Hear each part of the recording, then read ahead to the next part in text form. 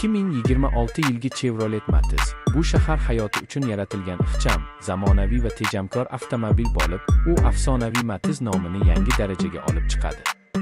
Matiz ilk bor 1998 yilda kichik va arzon shahar mashinasi sifatida taqdim etilgan va yillar davomida soddaligi hamda ishonchliligi bilan mashhur bo'lgan. 2026 yilgi versiya esa eski imijdan chiqib, ancha zamonaviy va texnologik ko'rinishga ega bo'ldi.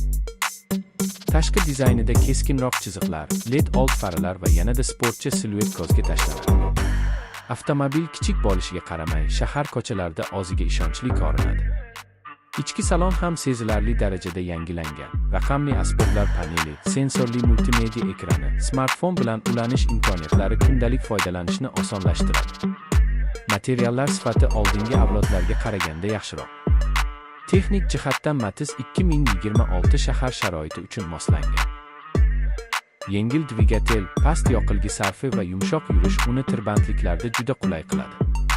Ba'zi bozorlarda gibrid variant ham taklif qilinishi uning tejamkorligini yanada oshiradi.